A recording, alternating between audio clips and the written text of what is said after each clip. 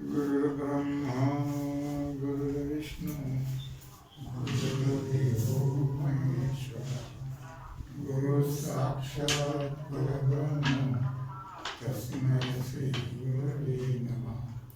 शंकरं शंकराचार्यं केशवं बादरायणं सुप्रभातकृतो वन्दे भगवन्तः पुनः पुनः।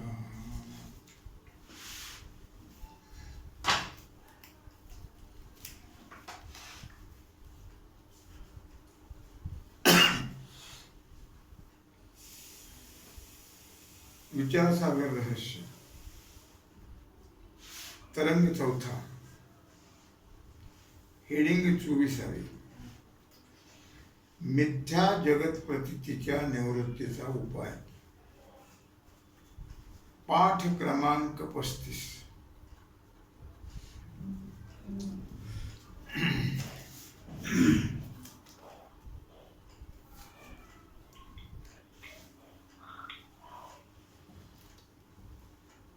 शिष्यवंत महाराज, काल आपण काय पाहिलं? जगत अध्यासाचा दृष्टिकोन याबद्दल शंका व समाधान पाहिलं का? जगत हा भ्रम आहे, अध्यास आहे, त्याचा दृष्टिकोन आहे प्रमाता।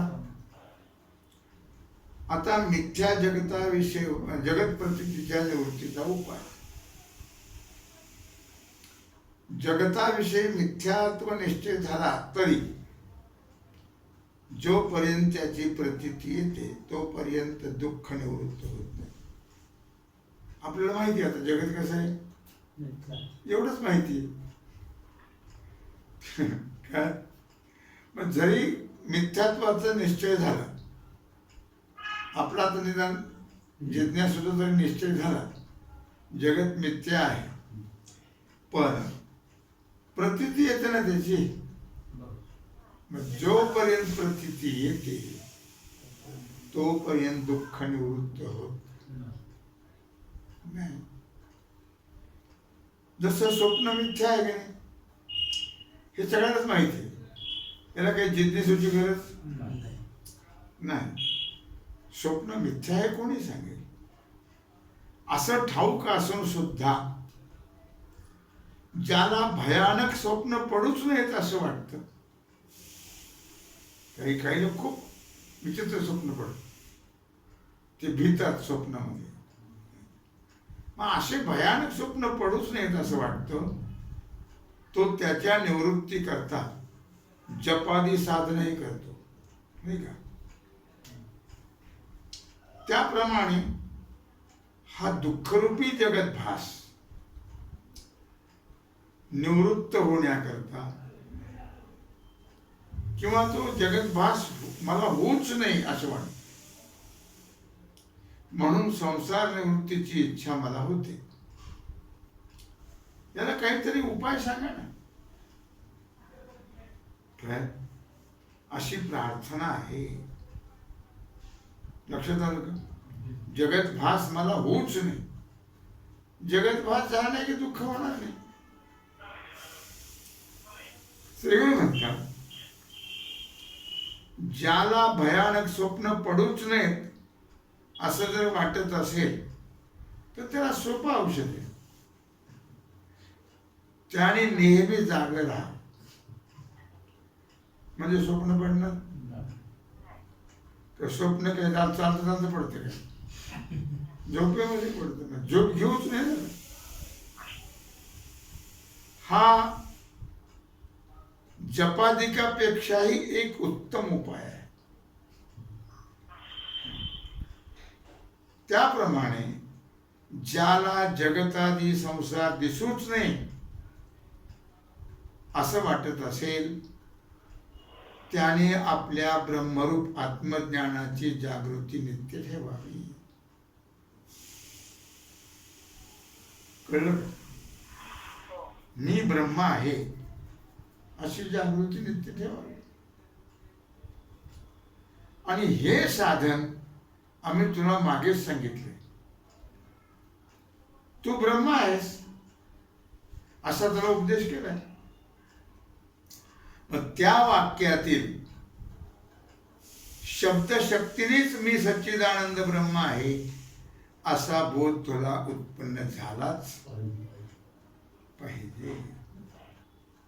आणि त्याच दृढबोधाने संसाराची प्रतीती नष्ट होते. कळलं बोध? मी सच्चिदानंद ब्रह्म आहे. कळलं का? असा बोध झाला की जगताची प्रतीती नष्ट होते त्या बोधाने. असो निर्विकल्प समाधी साध्य झालेल्या पुरुषास याचा अनुभव असतो. ज्याला निर्विकल्प समाधी साध्य झालेली आहे त्याला हा अनुभव आहे. आता निर्विकल्प समाधी माहिती कळलं? निर्विकल्प समाधी नाही. निर्विकल्प समाधी कशाला म्हणतात? तर त्रिपुटीचं भान नसणं. त्रिपुटी ज्ञाता ज्ञानच नाही, ही त्रिपुटी आहे. मग त्रिपुटीचं भान रहित, भान राहिलं पण नाही पाहिजे त्रिपुटीचं. अखंड ब्रह्माकार अंतःकरणाची जी वृत्ती, कळलं का?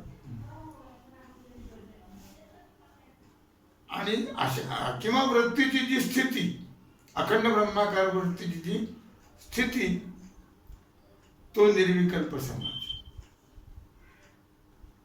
लक्षात घ्या, त्रिपुटीचं भान राहिलं नाही पाहिजे. त्रिपुटी म्हणजे प्रपंच आहे. त्रिपुटी म्हणजेच प्रपंच. मग त्रिपुटीचं भान राहिलं नाही पाहिजे. आणि अखंड ब्रह्माकार अंतःकरणाची जी वृत्ती होती, त्रिपुटीचं भान जर राहिलं नाही तर अखंड ब्रह्माकार वृत्ती होती.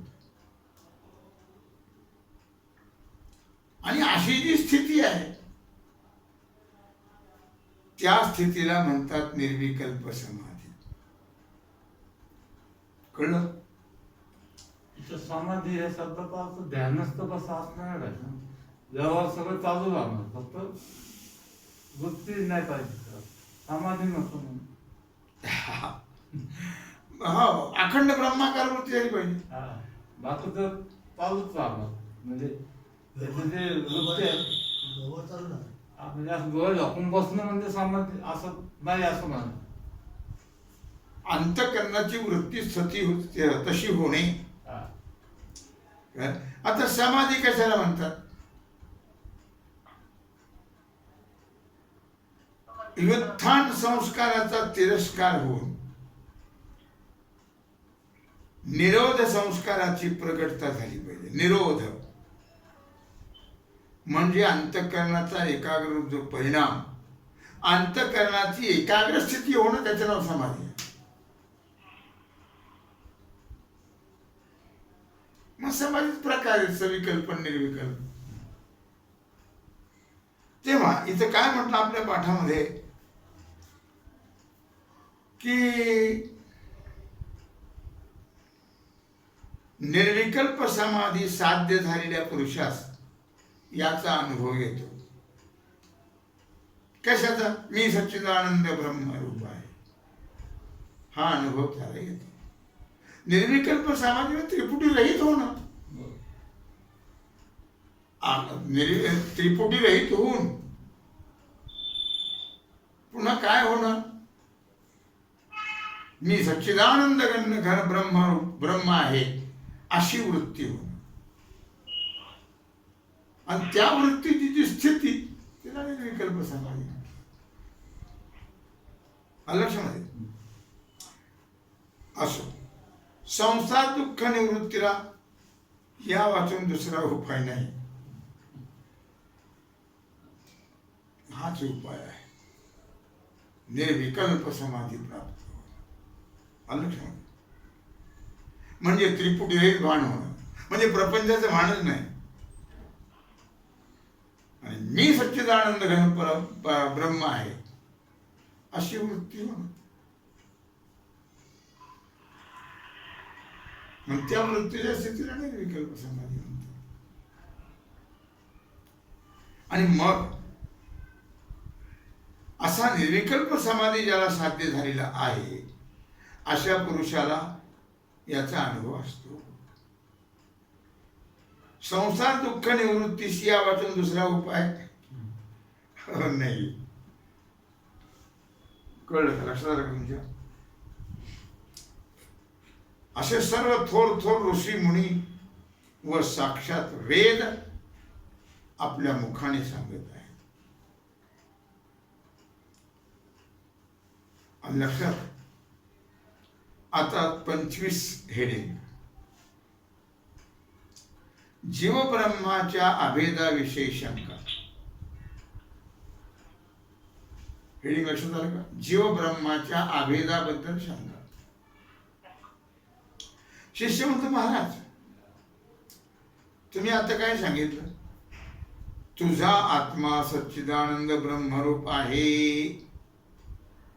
असं तुम्ही वरचेवर सांगून आत्म्याचं ब्रह्मरूपाने ज्ञान झालं तरच संसार दुःख निवृत्त होणार. त्याला दुसरा उपाय नाही असं तुम्ही सांगता. पण मी ब्रह्मरूप आहे असा माझा निश्चय होत नाही ना. काय दुनियाचा निश्चय होतो पण मी ब्रह्मरूप आहे असा निश्चय होत. आणि परमार्थ कशावर अवलंबून आहे? निश्चयावर.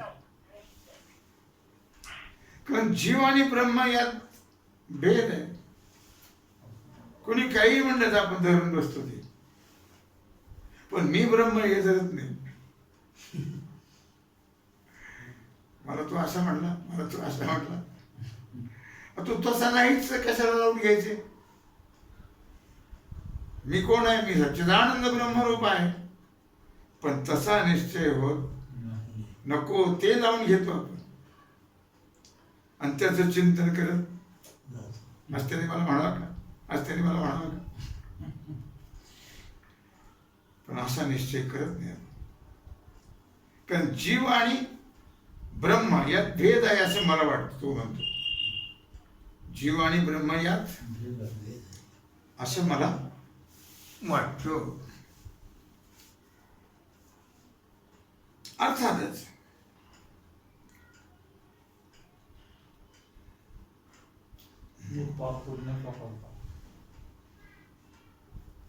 कारण मी पुण्य पापाचा करता,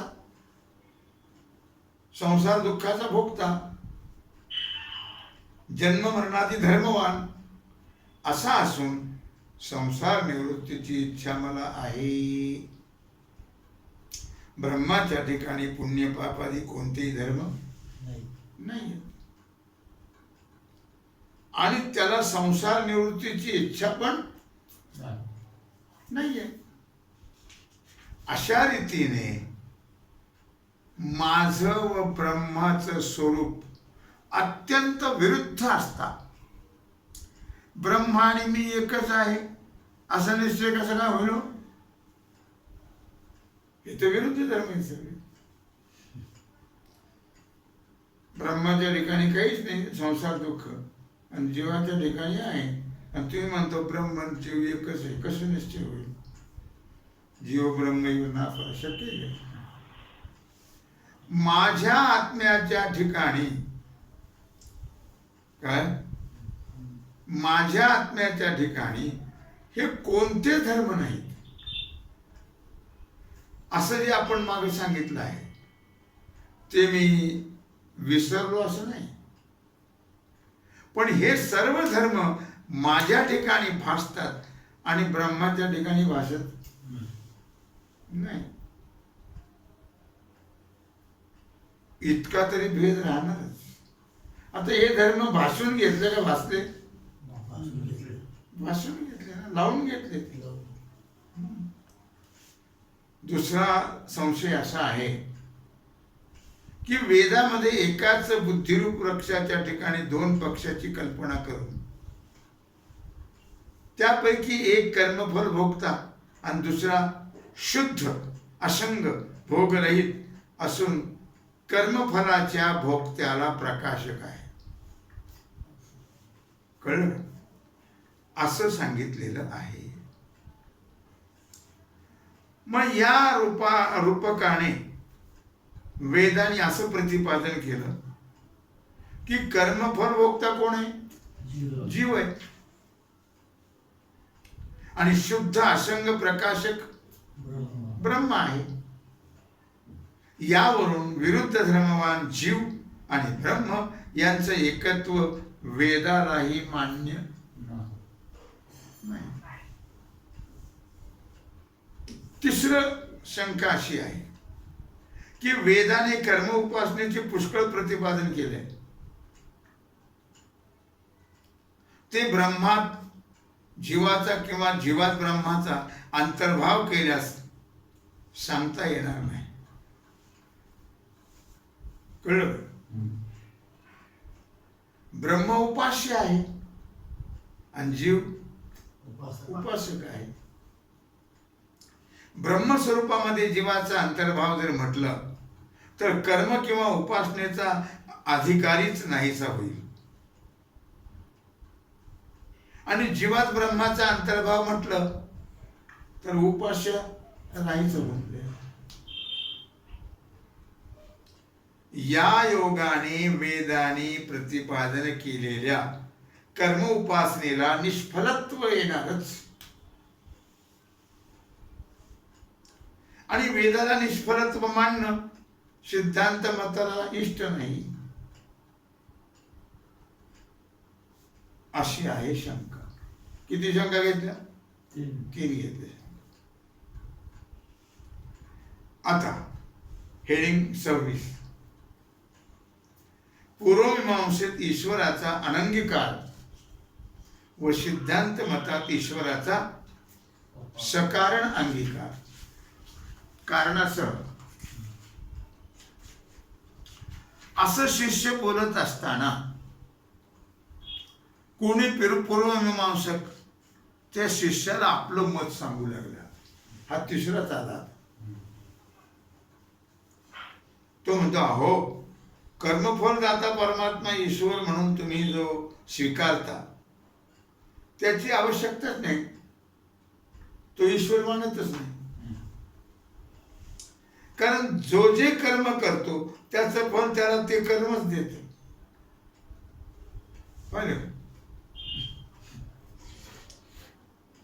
मध्ये एक ईश्वर मानून करायचे काय? कशा करता? कुठे नाही करायचे. कर्मच फल देत. ईश्वर काय सर म्हणायचं? शिष्य म्हटला, अहो हा पूर्वमीमांसा म्हणजे जैमिनी का? 5वं शास्त्र आहे. शिष्य म्हणतो न्याय, वैशेषिक, सांख्य, योग आणि पूर्वमीमांसा आणि 6वी उत्तर मीमांसा. खरं म्हणजे सिद्धांत वेदांती. अहो तुमच्या पूर्वमीमांसकाच्या मतात ईश्वराचा स्वीकार करीत नाहीत. परंतु ते बरोबर आहे का? नाही, ते बरोबर नाही. कारण कर्म स्वतः जड आहे आणि कर्म स्वतः जड असल्यामुळे त्यास आपलं फल देण्याचं सामर्थ्य जड आहे. ईश्वराचा अंगीकार केला नाही तर त्या कर्माचंच फल देण्याचं सामर्थ्य आहे असं जर मानलं तर विहित आणि निषिद्ध कर्माचं फल कर्मकर्त्याला ताबडतोब का मिळू नये? मग लगेच मिळालं पाहिजे. काय ते तर मिळत नाही. यावरून कर्म नष्ट होऊन गेलं तरी कर्माच्या फलभोगकाली त्या कर्माच्या संस्काराप्रमाणे फलदाता असा कोणीतरी एक चेतन मांडलाच पाहिजे. आणि जो कोणी चेतन मानावा तो ईश्वरच, तोच ईश्वर. जैसे ज्याचे कर्म तैसे फल देतो रे ईश्वर. चोरीचे कर्म शिक्षा भोगण्यास कारण असलं तरी फल भोगविणाऱ्या कोणीतरी चेतन न्यायाधीशाची गरज आहे. त्या चोरीचे कर्म शिक्षा दिली काय? त्याप्रमाणे कर्मफल भोगवणारा ईश्वर मानणं आवश्यक आहे. या संबंधाने तुमचं मत बरोबर नाही. जरी पूर्वमीमांसकाचं मत बरोबर नसलं तरी कर्म उपासना प्रतिपादक वेद वचनावरून जीव ब्रह्माचं एकत्व सिद्ध होत नाही, भेद सिद्ध होत. कळलं का? कर्म उपासना याचं प्रतिपादन करणारा वेद आणि त्या वेदाच्या वचनावरून जीव ब्रह्माचं एकत्व सिद्ध होत. याचं समाधान कृपा करून सांगा. आता हेडिंग 27 जीव ब्रह्म ऐक्य सिद्धी.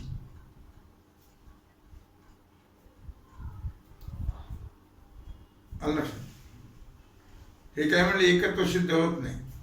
आता हे सिद्धी करून देतात, एकत्व सिद्ध करून देतात. ही वर दिलेली शिष्याची शंका सर्वांनाच असते, कोणालाही असते, या काही फार विशेष नाही. काय शंका असते? जीव ब्रह्माचं एकत्व होत नाही, अशी शंका कोणाला आहे? शंका सप्रमाण आणि संयुक्त आहे, संयुक्तिक आहे असं प्रथम दर्शनी दिसतं. पहा तुम्ही, शंका ऐकली की आपल्याला वाटतं हेच बरोबर आहे.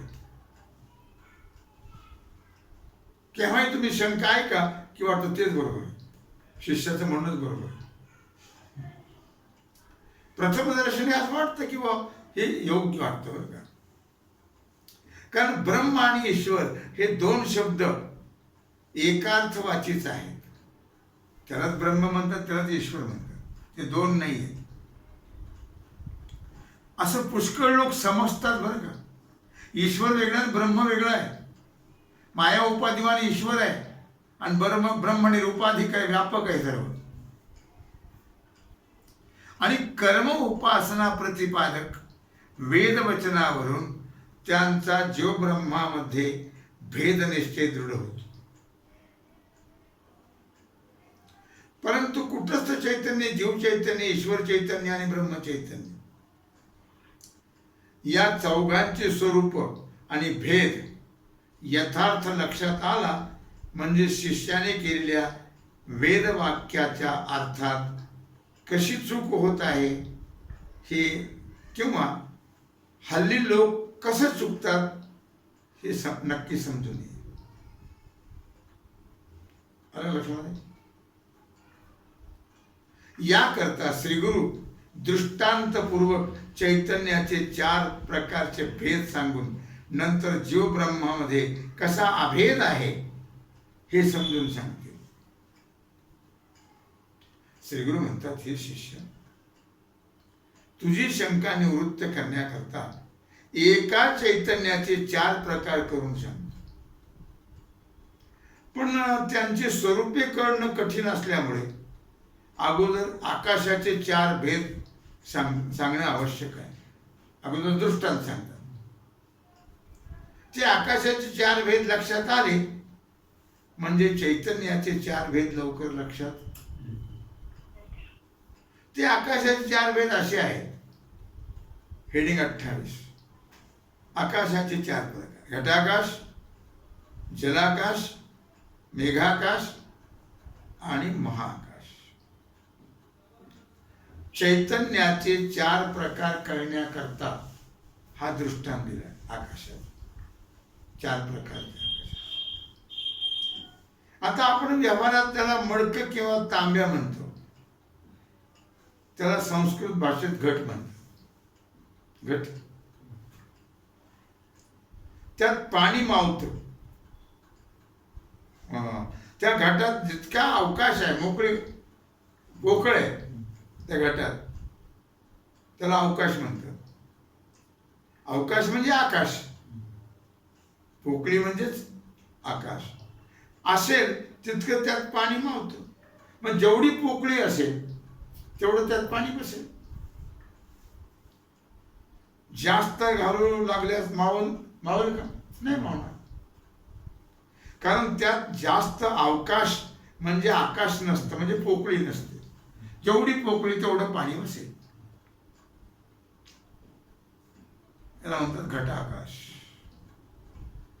काय लक्षण आहे घटाकाशाचं? पाण्याने पूर्ण भरलेल्या घटात जेवढा अवकाश असतो, म्हणजे पोकळी असते, त्याला नाव आहे घटाकाश. कळलं का? आता आपण इथे बसलो की नाही घरात, याला काय म्हणतात? ही पोकळी आहे, हे आकाश आहे, याला म्हणतात मठाकाश. आता जलाकाशाचं लक्षण. घटाकाश, घटाकाशाच्या आश्रयावर असलेलं जल आणि त्या जलात नक्षत्रादी सहित आकाशाचं पडलेलं प्रतिबिंब, या तिघास मिळून जलाकाश म्हणतात. कळलं का? घटाकाश, घटाकाशाच्या आश्रयावर असलेलं जल, त्या घटात भरलेलं पाणी, आणि त्या पाण्यामध्ये नक्षत्रादीसह आकाशाचं पडलेलं प्रतिबिंब, या तिघाला मिळून काय म्हणतात? जल आकाश. याबद्दल कोणी अशी शंका करतात की बाबा घटात जलात आकाशाचं प्रतिबिंब होत नाही, फक्त रूपवान नक्षत्रादिकांचंच प्रतिबिंब होत. कळलं का? शंका. आकाश रूपरहित आहे ना, म्हणून त्याचं प्रतिबिंब होणं शक्य नाही. पण हे म्हणणे बरोबर नाही.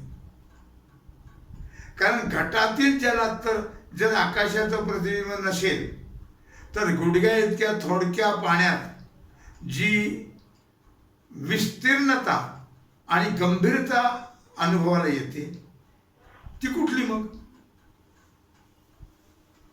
त्या प्रतीतीवरून, त्या अनुभवावरून विस्तीर्ण व गंभीर महाकाशाचं प्रतिबिंब होतं असंच म्हणावं लागेल. शिवाय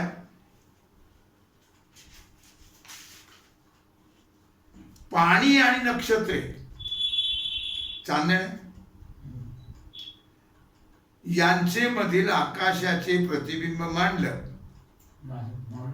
मानलं नाही, तर नक्षत्रादिकांचं तरी प्रतिबिंब जलात खोल कसं दिसेल?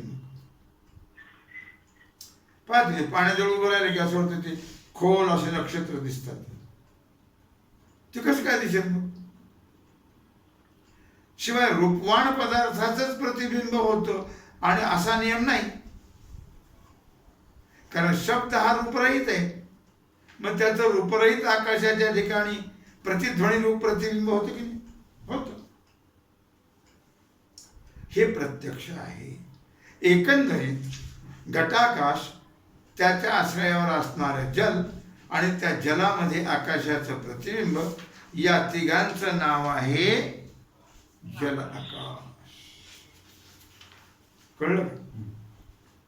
अशा प्रकारे आपण एका आकाशाचा विचार केला, जल आकाशाचा. आता घटाकाशाचा विचार केला, जल आकाशाचा विचार केला. आता दोन राहिले, मेघाकाश आणि महाआकाश. यांचा विचार आणि याची सेवा भगवत चरणी समर्पित करून राहिलेला जो सेवेचा भाग आहे तो आपण उद्या पाहू. पुंडलिक वरदे हर विठ्ठल, श्री ज्ञानदेव तुकाराम, पंढरीनाथ भगवान की जय.